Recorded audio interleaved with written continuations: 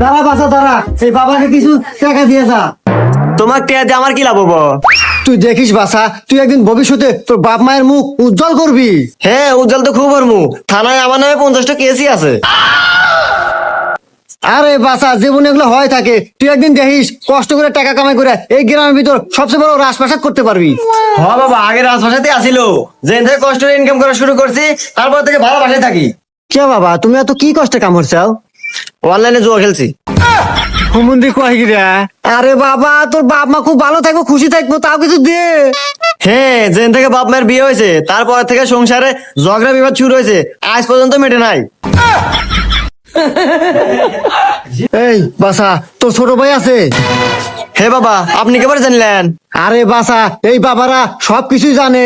তোর ছোট ভাই দেখিস একদিন তোর জন্য ভালো কিছু করব, এখন তো কিছু দে। হ্যাঁ, ভালো কাম তো হয়েছে, 2 বাচ্চার মাইক নিয়ে পলাইছে।